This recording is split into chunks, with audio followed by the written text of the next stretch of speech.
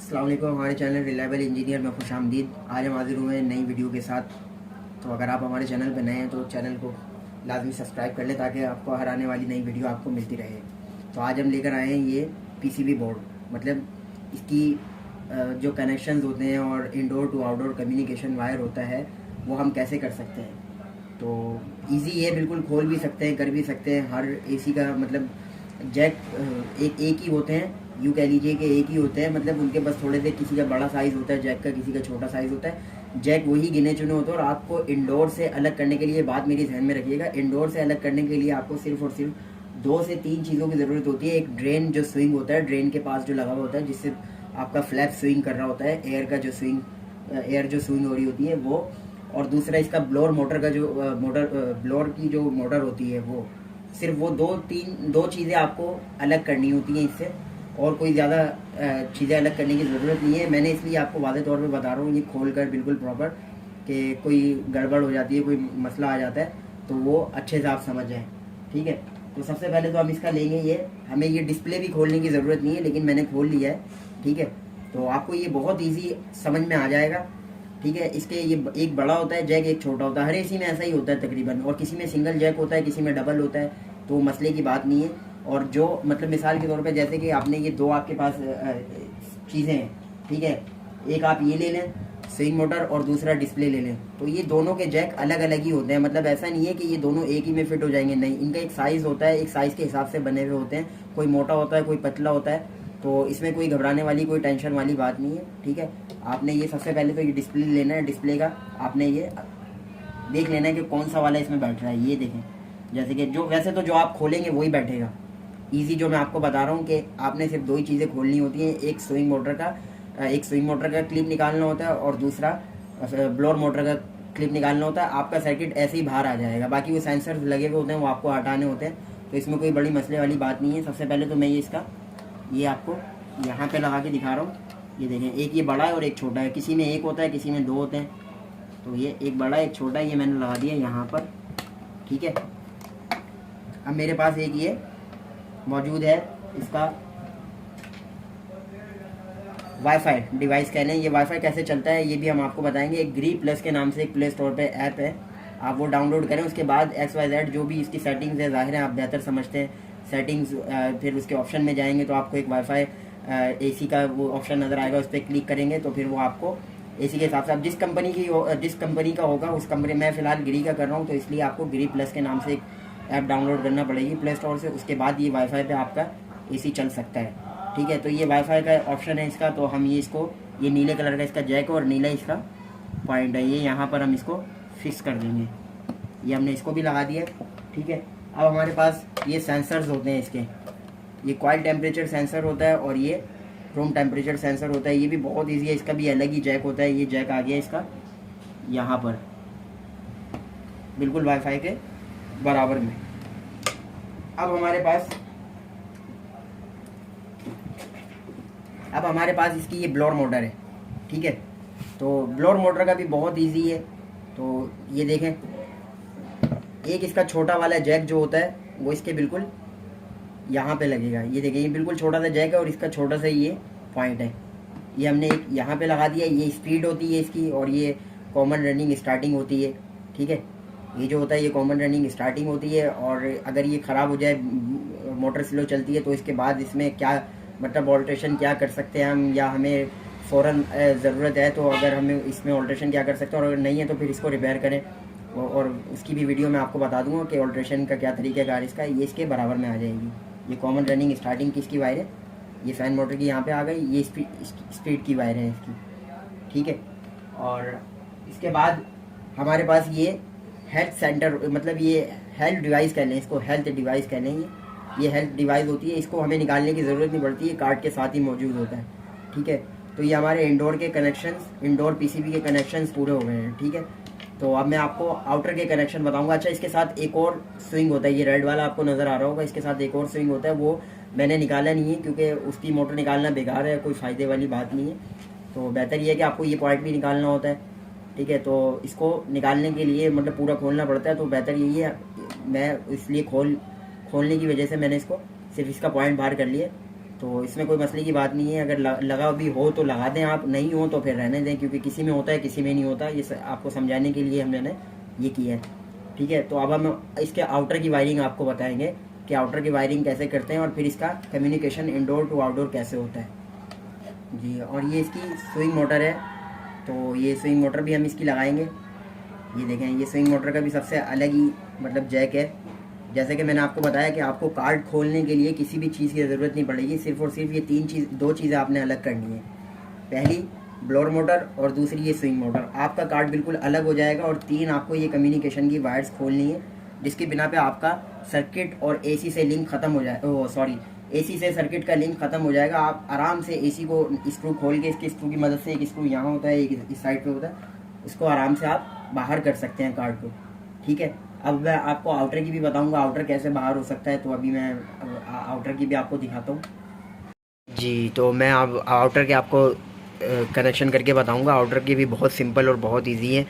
जैसे कि ये आपने सबसे पहले तो ये फ़ैन की इसकी वायरिंग है, ये देख रहे हैं, ये जैक आपको नज़र आ रहा होगा, ये फ़ैन की इसकी वायरिंग है। और ये फ़ैन, इसमें कैपेसिटर जो है वो अलग से लगा हुआ है।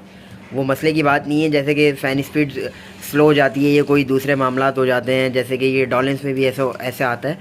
तो अगर आपके कनेक्शन, जैसे मिसाल के तौर पे फ़ैन की स्पीड स्लो हो जाती है, तो आप इसे बाहर से ही, ये स्क्रू लगा हुआ है इसका एक, इसे चेंज कर सकते हैं, ठीक है। ये अभी मैं आपको, और ये इसका कंप्रेसर का जैक होता है, ये देखें, बहुत इजी और बहुत सिंपल से कनेक्शन है। ये सर्किट का जैक होता है, एक कंप्रेसर का जैक, ये कंप्रेसर से वायरिंग आई और ये जैक ये इसके अंदर लगा दिया हमने।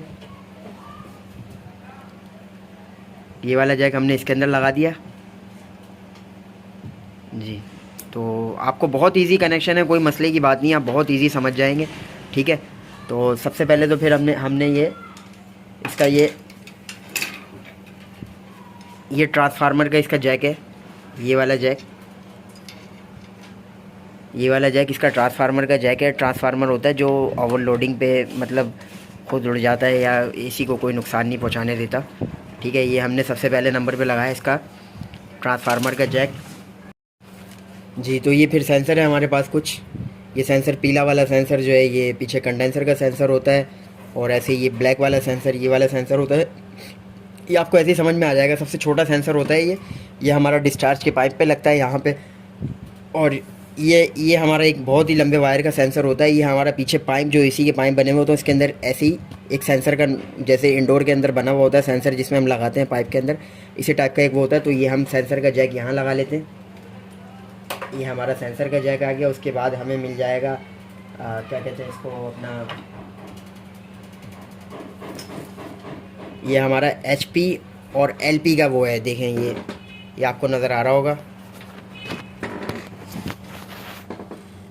ये आपको नज़र आ रहा होगा। ये LP और HP पावर, मतलब लो और हाई पावर का एक सेंसर्स होता है। तो ये हम इसका भी जैक हम लगा के दिखाते हैं आपको जी हाँ। तो ये वाला जैक हम लगा देंगे इसके बराबर में, ठीक है। और अब हमारे पास इसमें कोई मुश्किल वाली बात नहीं है। अगर आप एक बार निकालेंगे, अलग अलग करके निकालेंगे, आपको बिल्कुल क्लियर समझ में आ जाएगा। और ये हमारे पास जो है ये हीट वाल्व का, जो इसे हम जैसे अंदर से अपने AC ऑन करते हैं और हमें हीट पे रखना है या कूल पे रखना है, ये हमारा हीट वाल्व लगा हुआ है। ये आपको नज़र आ रहा होगा, रिवर्स वाल्व जिसे हम बोलते हैं। जब हम अंदर से इसकी सेटिंग चेंज करते हैं तो 8 मिनट के बाद, 5 से 8 मिनट के बाद ऑटोमेटिक ये उल्टा सिस्टम हो जाता है, यानी आउटर ठंडी हवा फेंकना शुरू हो जाता है और अंदर हीटर का काम करना शुरू हो जाता है। तो ये हमने, ये वाला इसका जैक है, ये हमने जैक को लगा दिया ये यहाँ पे, ये हमने जैक को लगा दिया इसके यहाँ पे, ठीक है। अब हमारे पास फ़ैन का जैक बचा है सिर्फ, ये आपको नज़र आ रहा होगा, ये हमारे पास सिर्फ फ़ैन का जैक बचा है। इसको हम लगा देंगे यहाँ पे। और जैसा कि मैंने आपको बताया कि ये वाला रनिंग और स्टार्टिंग है हमारी, तो ये रनिंग और स्टार्टिंग हम लगा देंगे यहाँ पे। अभी इसमें अलग से कैपेसिटर लगा हुआ है, आप चाहें तो अगर स्लो स्पीड हो गई है तो इसको यहीं से चेंज कर दें, कार्ड रिपेयर करवाने की ज़रूरत नहीं आएगी। तो इसको हम यहीं से चेंज कर देंगे, ज़्यादा बेहतर रहेगा, ठीक है। तो अब मैं आपको ये बताता हूँ कि ये सेंसर, ये देखें, ये ब्लैक वाला हमारे पास सेंसर है एक, इसके साथ ये लगा हुआ होता है, ये ब्लैक वाला हमारे पास सेंसर है, सबसे छोटा सेंसर होता है ये, मतलब ये यहाँ पे लग जाएगा, ये कंप्रेसर के ऊपर से बिल्कुल ये जो पाइप निकल रहा है इसके ऊपर आ जाएगा, ये देखें। और ये वाइट वाला जो हमारा सबसे लंबा सेंसर है, ये वाइट वाला सेंसर वाइट वायर में होता है ये वाला सेंसर हमारा ये यहाँ पीछे आ जाएगा, ये आ गया हमारा ये वाला सेंसर, ये पीछे ही, ठीक है। और ये कंडेंसर का सेंसर है जो कंडेंसर की मतलब टेम्परेचर को कंट्रोल करता है, ये वाला सेंसर है हमारा, ठीक है। ये वाइट कलर के इसमें होता है, प्लास्टिक मतलब पाइप कह लें इसको। तो अब मैं इसकी सेटिंग बताता हूँ आपको कैसी करनी होती है।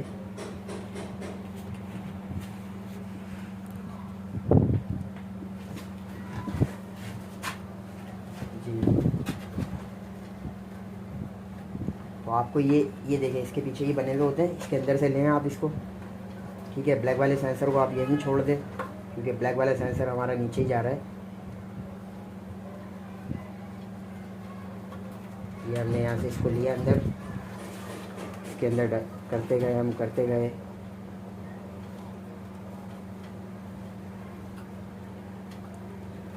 ठीक है। ये ऐसे हम इसको डाल के मतलब ये सारी वायर ऐसे ही कवर हो जाएंगी, ये देखें, ये सब के सब वायर ऐसे ही कवर हो जाएंगे। तो इसके अंदर आ गया, इसके अंदर एक मतलब कहले के गैप बना हुआ होता है, इसके अंदर हम इसे इजी फिट कर सकते हैं, मतलब वायर हमारे ज़्यादा बुरे नहीं लगे। हम इसको यहाँ से पीछे की तरफ लेते जाएंगे।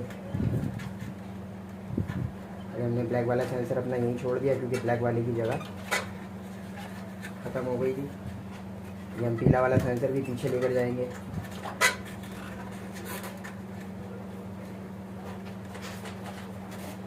यहाँ से होता हुआ इसके अंदर से आ गया बैक के ऊपर हमारे, ठीक है। बाकी ये देखें, ये हमारा HPLP जो होता है सेंसर ही कहने, उसे भी सेंसर ही होता है एक किस्म का वो भी। तो ये है कि ये भी इसके साथ ही जाएगा।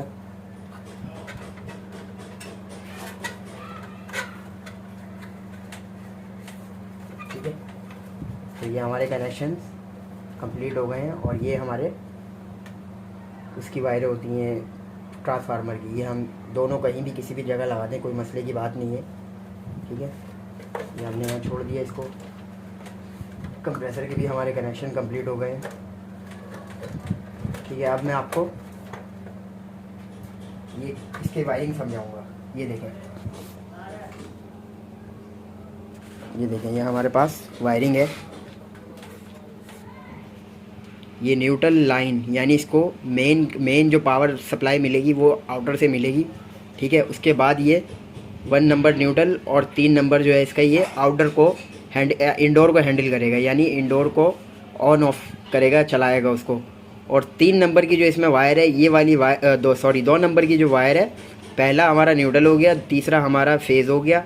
ये दोनों जो है हमें इंडोर ऑन करने में हमारी मदद करेंगे। और तीसरा वाला जो है ये इंडोर से आउटडोर ऑन करने में हमारी मदद करेगा, यानी ये पावर सप्लाई होती है जो 3 मिनट के बाद आउटर को ऑन करती है। तो अभी मैं आपको इसका 3 वायरें ले लेता हूँ, उसको मैं आपको बताऊँगा इस कैसे लगेंगी जी। तो ये देखें, मैं ये एक वायर मैंने ये ब्लैक वाला मैंने लगा दिया है न्यूट्रल पे, और ग्रे वाला मैं लगा रहा हूँ, ब्राउन वाला मैं लगा रहा हूँ 3 नंबर पे।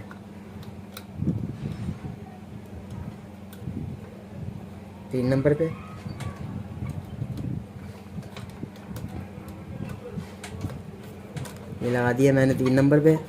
और ग्रे वाला मैं लगा रहा हूँ 2 नंबर पे। ग्रे इसकी सप्लाई है, मैं आपको फिर भी पहले भी बार बार बता चुका हूँ कि ये इसकी जो 2 इन्वर्टर में जो ये 2 नंबर होता है, ये ग्री में ये सप्लाई होती है, इसकी पावर सप्लाई होती है 1 न्यूट्रल और 3 फेज़। ये हमारा इंडोर को ऑन करेगा, और तीसरा जो है ये आउटर को ऑन करेगा, यानी घूम के रिवर्स जो 3 मिनट के बाद सप्लाई आएगी वो आउटर को ऑन करेगी, ठीक है। क्योंकि न्यूट्रल फेज़ इसको यहाँ से डायरेक्ट मिल रहा है, आउटर को, और ये देखें ये यहाँ से एक आउटर में चली गई, ठीक है, और एक ये यहाँ से इंडोर में मतलब न्यूट्रल भी चला गया, फेस भी चला गया। अब जो तीसरे नंबर की जो हम सप्लाई लगाएंगे वो इसको आउटर के पूरे सिस्टम को ऑन करेगा। तो इसी तरह से ये हमारे पास वायर है, ठीक है। ये मैं पहले आपको बता चुका हूँ, यहाँ न्यूट्रल और फेस का वायर लगेगा, ये न्यूट्रल आ गया, ये हमारा फेस आ गया, ठीक है। अब ऐसे ही मैं आपको इसके इंडोर में भी लगा के दिखाऊँगा इसको। ये मैं जैसे मैंने वहाँ पे न्यूट्रल पे मैंने ब्लैक लगाया, तो मैं न्यूट्रल पे ब्लैक ही लगाऊंगा, वायर आगे पीछे नहीं करनी है। अगर वायर आगे पीछे करेंगे तो मसले मसाइल आ सकते हैं, ठीक है। 2 नंबर पे जो मैंने वहाँ पे ग्रे लगाया वही मैं यहाँ पे ग्रे लगाऊंगा 2 नंबर पर। ये मैंने 2 नंबर पे इसका ग्रे लगा दिया है, और 3 नंबर पे मैं इसका फेस लगाऊंगा, यानी कि 3 नंबर पे इसका ब्राउन जो वायर मैंने वहाँ 3 नंबर पे लगाया वही वायर ही मैं यहाँ लगाऊंगा। इसे हम कम्युनिकेशन वायर कहते हैं। और अगर इसमें ऑन करते हुए आपको कोई मसला आ जाता है, मिसाल के तौर पे कोई एरर आ जाता है, E6 वगैरह का एरर देता है ये कम्युनिकेशन एरर पे, तो आप फ़ौरन समझ जाएं कि वायरें सही लगी नहीं है, जिसकी वजह से ये E6 का एरर दे रहा है, ठीक है। आपको ये समझ लेना चाहिए। आउटर में मैंने ब्लैक लगाया एक न्यूट्रल पे, 2 नंबर पे मैंने लगाया ग्रे, और 3 नंबर पे मैंने लगाया ब्राउन, ठीक है। तो ये अगर इनर में अगर आप पहले कनेक्शन कर रहे हैं तो इनर से आउटर में भी ऐसे ही कनेक्शन करें, ठीक है, जो वायरों के कलर कोड जहाँ आपने लगाए हैं। और अगर आउटर में कर रहे हैं तो आउटर से इनर में भी आप इसी तरह के कनेक्शन करें। और याद रहे कि बीच में कोई जॉइंट ना हो, ताकि आपकी कोई मसला ना आए। वायर आगे पीछे हो जाती हैं, लाजमी बात है, कलर कोड चेंज हो जाता है जॉइंट की वजह से। कोई वायर किसी कलर का होता है, कोई वायर किसी के कलर का होता है। तो उम्मीद है कि आपको ये वीडियो बहुत अच्छी लगी होगी, और अच्छी लगी है तो लाइक लाजमी कीजिएगा। हमें दीजिए इजाज़त, मिलते हैं आने वाली वीडियो में। अल्लाह हाफ़िज़।